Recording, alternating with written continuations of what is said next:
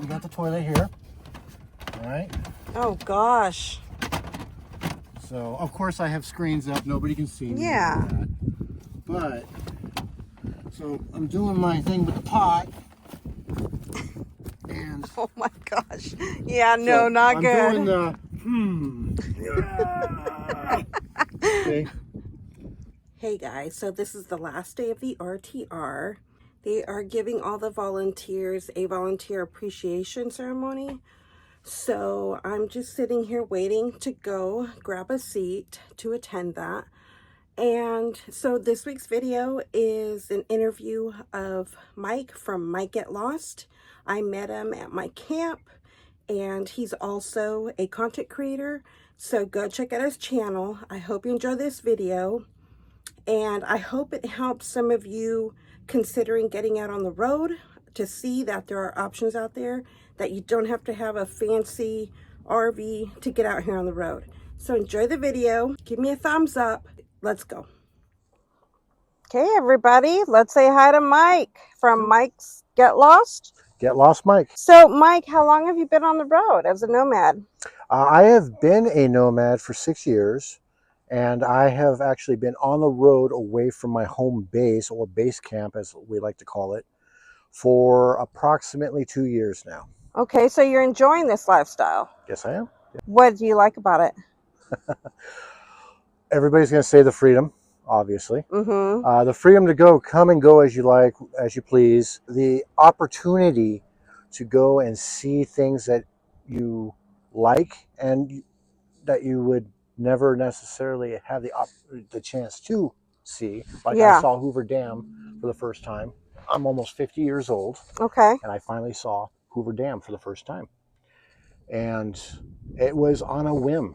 I just happened to be driving by going, oh, what's that? And I saw it and I was like, hey, why not? Good for you. That's true freedom. It is. Just being able to. It's all part of getting lost. So you're full-time then or part-time? I am full-time. Okay. Yep.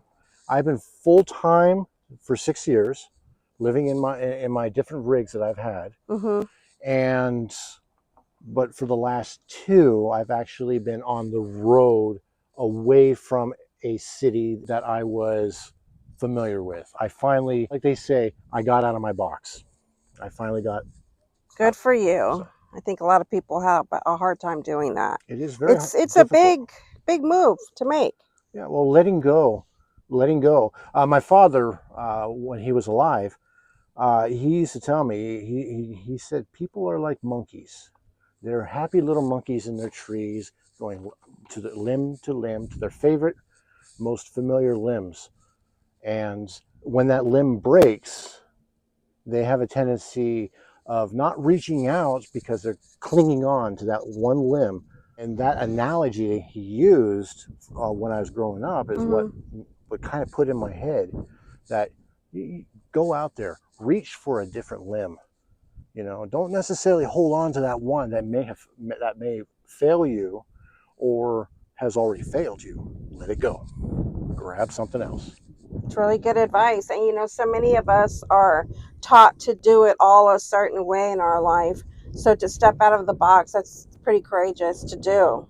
So when you first started and you said this is, how many rigs have you gone through? This will be rig number, if you follow my channel, this will be rig number 4. But I have actually had 7 different rigs. Wow. In 2 years? Well, no, in the 6 years. Oh, you're going into your 6th year. I've only been on YouTube for almost 3. Okay. And so what is this you're traveling in now? This is a 1994 Chevy Silverado Suburban. Wow. Yeah, 4-wheel drive. Of course, it has the beefier tires that I put on there, and it is completely gutted out and built inside. I don't even have a passenger seat. So since you've been out here, are you feeling, because it seems like people hit their 5-year mark and they start getting burned out of this lifestyle. Are you feeling that burnout yet? There was a point I was feeling the burnout, but it was more, in my experience, that it was more for financial reasons. It Mm. can be very expensive out here, especially the way I run things in my life when it comes to being a Oh, you nomad. think? Well, because you're going here, there, and everywhere. Mm. And budgeting is very important, of course. Mm-hmm. But when I first came out, my first 4 years were great. I was going, I was seeing things, a lot of cool things. I was sticking to that, holding on to that limb, Yeah. and I was sticking to things be comfortable and familiar with. Like, I wanted to go and check out the Grand Canyon, but never bothered with Hoover Dam because it's out of my way, Yeah. you know. But as you explore and you don't have a budget, you have a tendency of that responsibility, that financial responsibility becomes a burden. So Mm-hmm. now you have the same mentality in nomadic life that you would as a person living in a house, a mortgage, a rent. You know, you you basically you get too big for your britches, as a lot of Okay. people would say. You get Yeah. too big for your Yeah. britches. You have all these delusions of grandeur, and then you start thinking nomadic life is about always going out and seeing things new and everything else. Right. But when you actually slow down, find a place, stay for a week or 2 weeks, you save money, and you get an idea. Okay, here I am now in Quartzsite, Arizona. Mm-hmm. I have a whole week to figure out what am I going to do next. Mm-hmm. Instead of being constantly on the road and searching for that destination that I want to go to, I'm now enjoying the journey and the process of finding things that I either want to do that I know of, or, oh, hey, where does this road go? Right. But because I'm actually doing it in a manner that is slower and planting my flag for days on end, I'm not consuming so much money. And then learning how to cook is very important. Yes, it is. That'll save you money for sure. Yeah, because the fast food prices are way outrageous right now. Yeah. Everything is. Yes. Mm-hmm. Yeah, and I've only been camping with you a few days out here right this time, but and I've noticed you come and go a lot, but I pretty much stay put. So do you do that all the time, or Well, does it just depend on where you are? it depends where I'm at, and Yeah. also what kind of content I want to get from my Oh, YouTube true. channel. True. So we had the RTR going on, and although there's 1,001 videos out there on the RTR, Mhm. I like to go to the rig open houses, Yes. and Yeah, and then everybody has a different outlook on it, so right. everybody gets a different perspective, which is cool. One thing about RTR that I've noticed, this is my second year coming, Okay. and one thing I've noticed is that RTR is not, it's not, in my opinion, is not meant to be new content every time you come here. Not in the way of YouTube, but the things they're teaching and all that, it's pretty much the same program as last year Yes. because we have so many newer nomads coming into this community. And so it's more for the people who are just starting out, in my opinion, Mhm. and then for us people who have been a nomad for a while that are pretty much know everything that they're talking about. Mhm. It's more for us to connect with people. That's one thing that's Yes. very important when you're a nomad is connecting. I'm seeing that. I'm just a part-timer, but I'm definitely seeing that those connections are important. But I was also going to ask you, do you think this lifestyle is growing, or do you think it's going to grow? This lifestyle is growing. It is growing. I'm just not sure if it's growing, and this might be a little controversial, but It's okay. I don't know if this lifestyle is growing willingly Yeah. or if it's growing for people who have no choice but to do it. Yeah, and I talk about this a lot on my channel, that it's definitely an alternative way of living, but for some people they have no other choice Right. because of the cost of living. Exactly. And yeah. So 6 years ago, I was living in Salt Lake City, and I had a 9 to 5 job, which, as many would know, a 9 to 5 job just basically translates to 9 a.m. to actual overtime and everything else. And so you're looking at 9 a.m. to 7 p.m. You know, Always mandatory overtime on your weekends and and even working holidays. Yeah. Now it would, and I'm not saying that these companies need to give more money, because this is the problem that we're having. I believe, when it comes to economics Mm-hmm. and the economy, is that a lot of these companies are having to inflate their prices, because somewhere on the bottom line, or in their somewhere for them, something an expense is now more than what it was, so they have to, of course, incur that extra cost onto the consumers, because the board members, they do not want to let go of that, 3 or 4 million dollars they get annually from being a part of the company, or a shareholder, or anything like that. Right.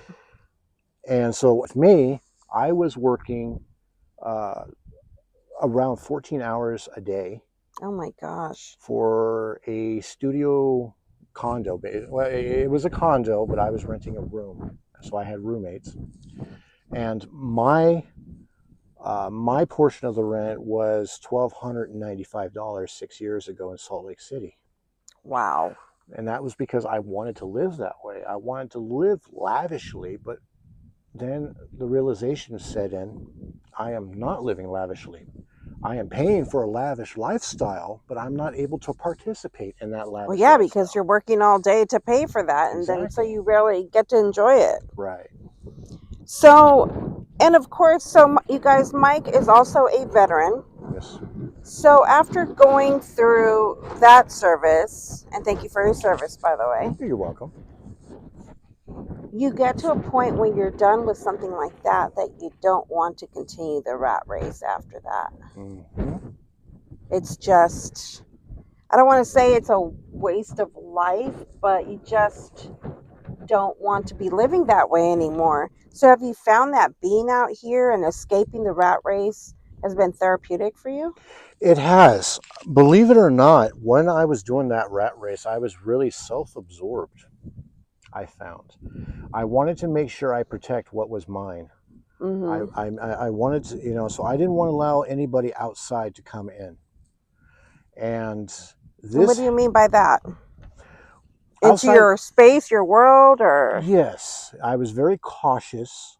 I wanted to make sure that, obviously, vetting people in. Like, okay, so as nomads, we vet people before that we allow them into our camp. Yeah. Okay, but that is a mild comparison to what we did before we were nomads. Mm-hmm. A lot of people don't realize that you put up walls, you put up barriers, your condos, your apartments, your houses, they become prisons, they become walls. Yes, I agree. How many people know their neighbors?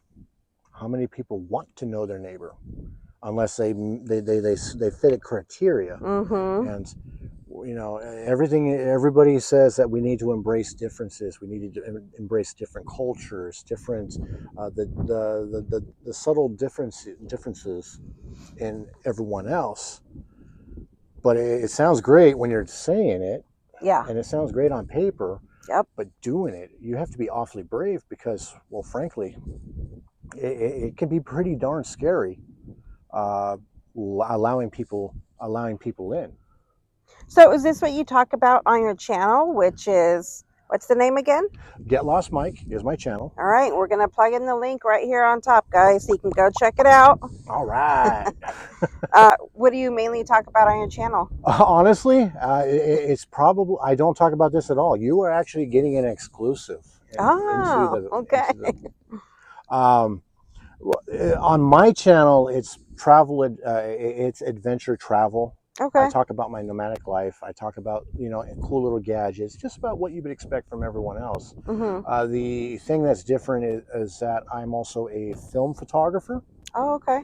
and I create a lot of images Oh, of where okay. I've been, and I go through that process and talk about that. So my adventures is more like a photo collage a lot of Oh, times. nice. So that's what I like to do. I like to, if you choose to do anything on YouTube and you want to be a YouTuber, do what it is that you love. I don't Yes. like talking all controversial and inviting people to I mean, I don't mind showing and teaching, but I Mm-hmm. like to keep the drama and the Yeah, I hear controversial you. stuff on the down low. For sure. So how long do you think you'll keep doing this? You know, I'm not even 50 years old yet, and yes, I am retired. But I think there's still another good 20, 25 years left in me. Wow. Obviously, there'll be a point where I will need to then diversify my assets and prepare for the inevitable, I guess you could say. Yeah, you have a while before that, though, Yeah, hopefully. yeah, yeah. So I'm not going to be in this rig. That's what I was going to ask you next. Okay. So, how are you feeling with this rig, or what do you want to move up to or down to Okay. if you get rid of this? Well, it's not if it is definitely an eventual win. Okay. Um, Basically, I can't see myself in living in this. Not even 5 years from now, honestly. The four-wheel drive thing was, I think, more of a fad. You don't really necessarily need four-wheel drive because unless you're going to be doing some like a lot of really hardcore overlanding, Right. you really don't need it. All-wheel drive, even rear-wheel drive, just don't get yourself in a position where you're going to have a problem. Right.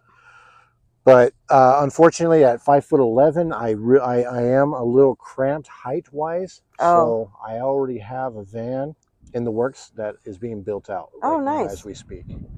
Okay. Well, good.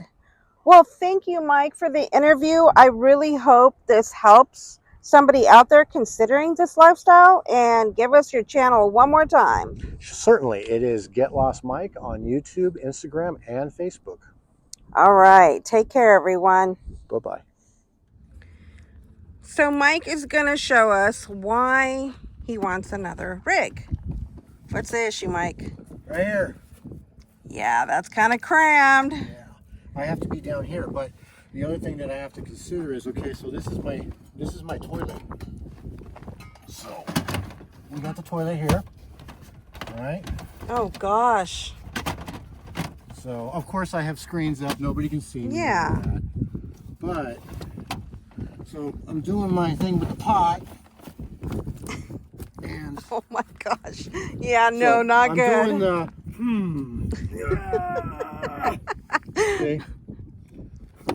Okay, well, I've never added that in an interview, but that will help a lot of people. I mean, and this is why I want to do this, to help people of all walks of life out there to talk about this lifestyle if they're having to get into this lifestyle. So that helps. Yeah, there'll be challenges in everything that you think that is going to work. There will always be a challenge. For sure. Yep. Well, thanks for showing us No that. problem. Well, guys, I hope you enjoyed that. Please remember to hit the subscribe button if you haven't already, and give me a thumbs up. I think next stop will be the Oregon Pipe Cactus National Monument. We'll see you in the next video. Take care. Bye.